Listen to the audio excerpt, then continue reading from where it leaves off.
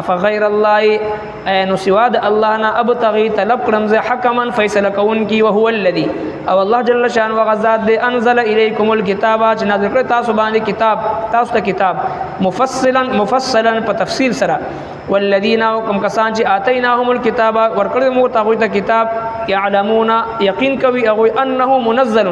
چې بشک دا قران نازل کړی شوی دی من ربک طرف در استاسونه بالحق د پاره د حق ښکارا کولو فلا تکونن من الممترین پس مکه غت د شکون کنا وتمت کلمت ربک او پر دا کلمه در بستا صدقا پرشتنیوالی وعدلا او په انصاف سره لا مبدل لکلماتی نشته سوق بدلون کې د کلمو دغه وهو السميع العليم او هر څه اوري او په هر څه پوهه دی اعوذ بالله من الشيطان الرجيم بسم الله الرحمن الرحيم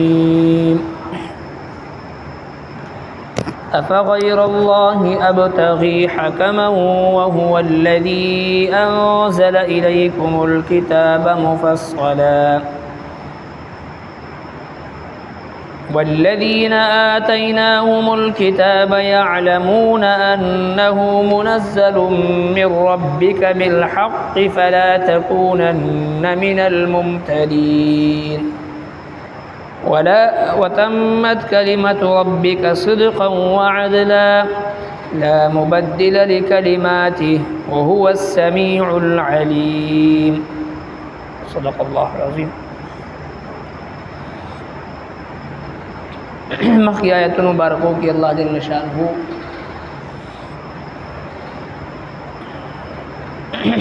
د مشرکینو چکم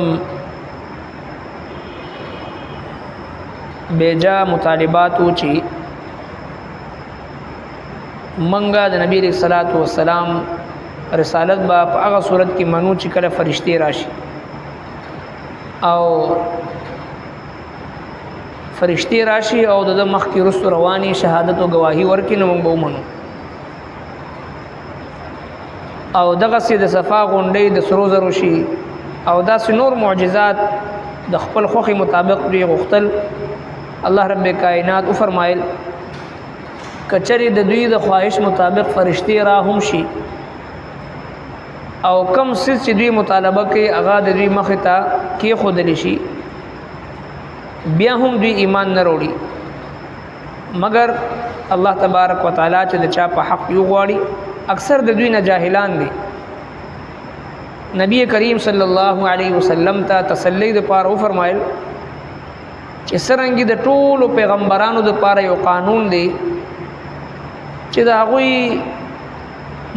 معاونین او محبین او متعلقین او مرګرو سره سره سنه صدا غوی دشمنان او حاسدین به هم موجود وي دغه سستا به هم موجود وي دا غوی به پروا نه کوي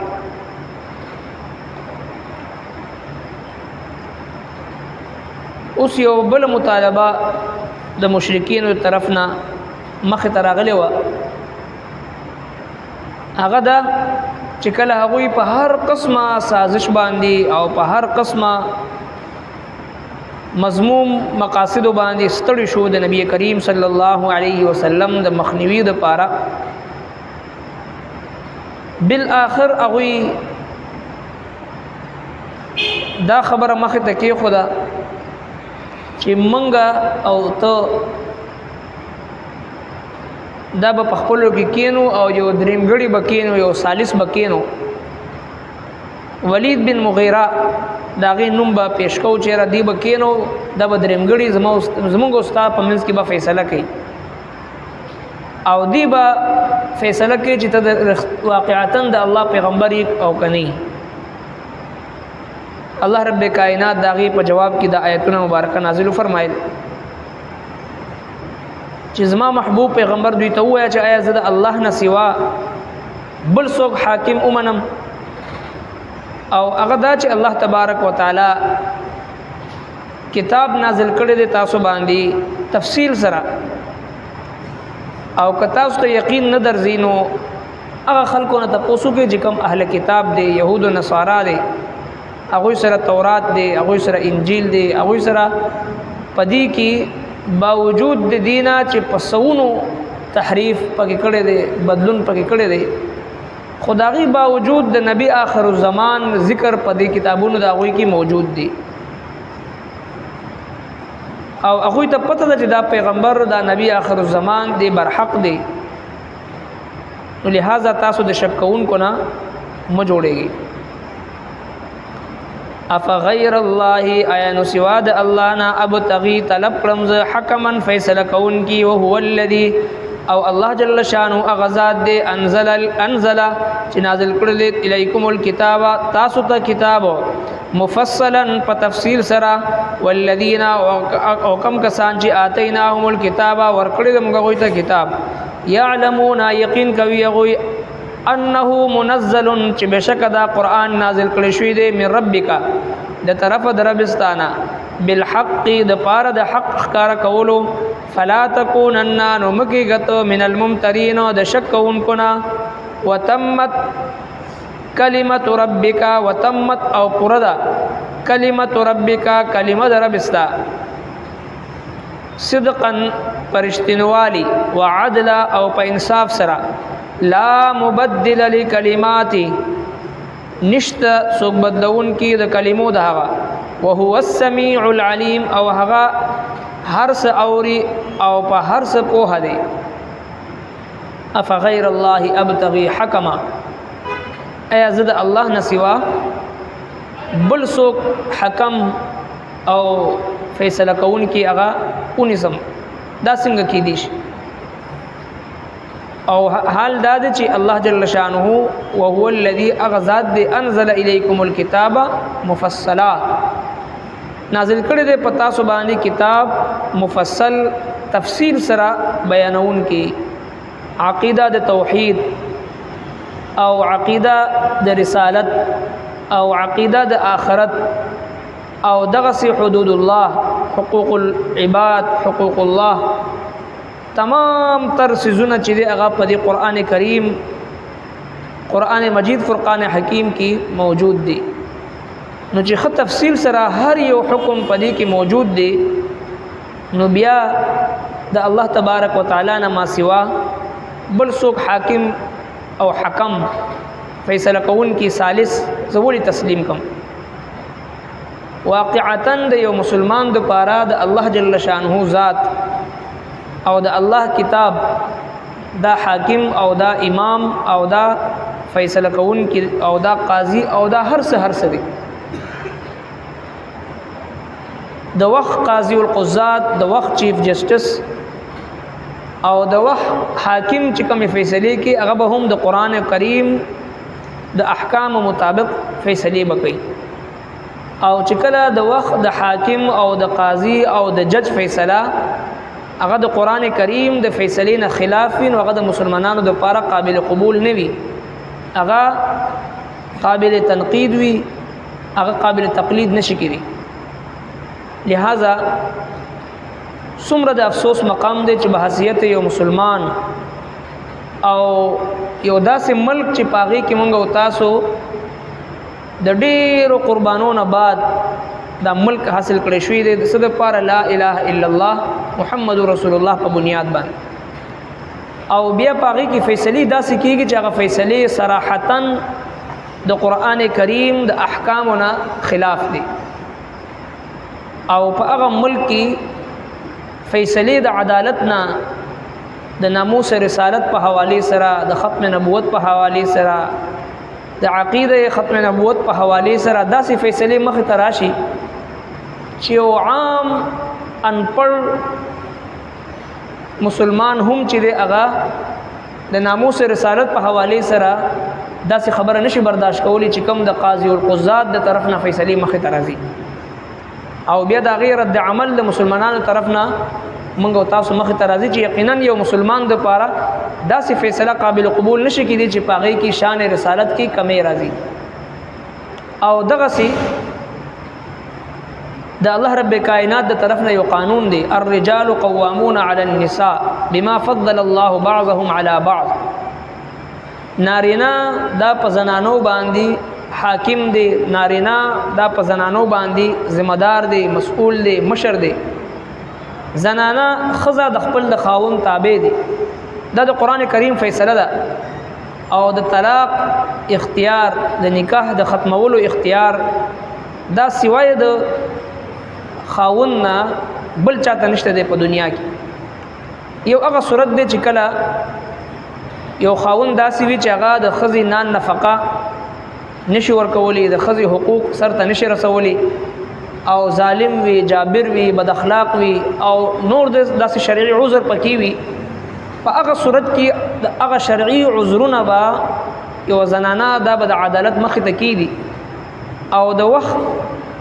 حاکم د وخت قاضي هغه به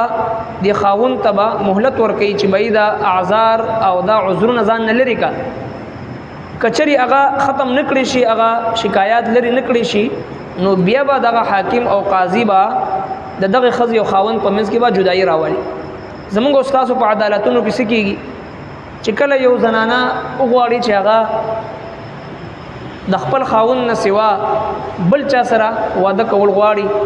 نعوذ بالله په معاشره کې دا شی ډیر عام دی نو هغه لار شي د په عدالت کې د خلعي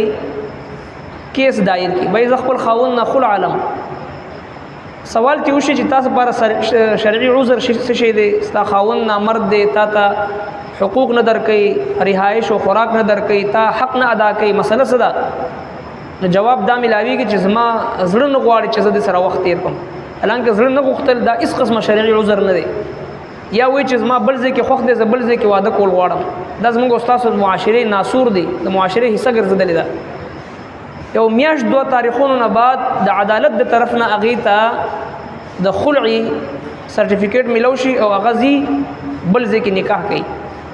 د دنیا یو طاقت هم تر سو پورې چې خاوند خوخه نه خاوند راضي نه وي نو خزل طلاق نشي ورکول او دغه فیصله چې کم زموږ استادو عدالتون نن سبا کېږي لګیا دا صراحتاً د قران کریم د دې آیتونو صراحتاً د قران کریم د احکامو خلاف لګیا دی د دنیا یو طاقت هم د خاوند نه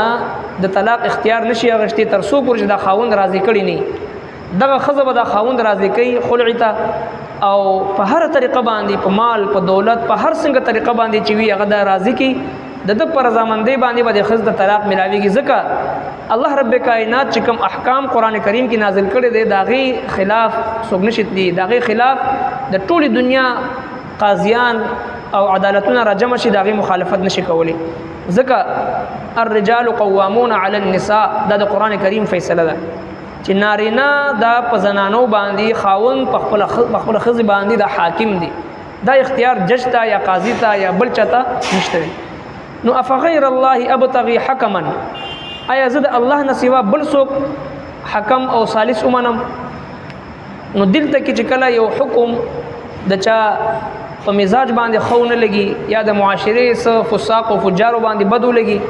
راشه په اسمبلی کې بل پیش کا او یو څو کسانو په رائے واخله او هغه کې تبدیلی راولا او بدلون راولا چې خلکو ته اسانتیا ملو شي میرا جسم میری مرضی او داس نور ډیر قوانین هغه ته چې د لار ورکړي شي د اغیار او د خوشالولو لپاره دا ټول صراحتاً د قران کریم د احکامونو خلاف دی رب کائنات چې کوم فیصله کړی دا الله جل شانه داسي حکم او داسي فیصله کون کی ذات دی دا غینه بعد د قران کریم په احکامو کې د چا جمهوریت یا د عدالت او یا د چې د سنټ او یا د قومي اسمبلی یا د صوبایي اسمبلی د خلکو نه رائے اغشتل دا ځان له مستقل کفر دی د رب کائنات د حکم نه بعد د الله جل شانه په حکم کې تعویل کولو لپاره د الله جل شانه قطعی حکم کې چې دی هغه کې تخفیف او اسانتیا راوستلو لپاره خلکو نه رائے اغشتل خلکو نه بل پاس کول دا چې د قران کریم د احکامو نه خلاف دی رب کائنات دغه خلکو په دې خبره باندې رد او فرمایل مشرکین وی چې یاره ثالث بکینو هغه به ستاسو د رسالت مبارک فیصله وکړي چې د الله رسول یې کنا نو الله جل شانه د آیتونو نازل فرمایل اف غیر الله نو سوا د الله نه ابتغي طلب کړم زه حکما فیصله کون کی او هو الذی او الله جل شانه وغزاد دې انزل الیکم الکتاب چې نازل کړ تاسو باندې کتاب تاسو ته کتاب مفصلا په تفصیل سره والذین کوم کسان چې اتیناهم الکتاب ورکړل مو تاسو ته کتاب یعلمون یقین کوي او انه منزل چې بشک دا قران نازل کړی شوی دی من ربک طرف در رب استاسونه بالحق د پاره د حق ښکار خبر کولو فلا تکونن من الممترین پس مکه غت د شکون کنا وتمت کلمت ربک او پردا کلمه در ربستا صدقا پرشتنیوالی وعدلا او په انصاف سره لا مبدل لکلماتی نشته سوک بدلون کی د کلمو د هغه وهو السمیع العلیم او هر څه اوري او په هر څه پوهه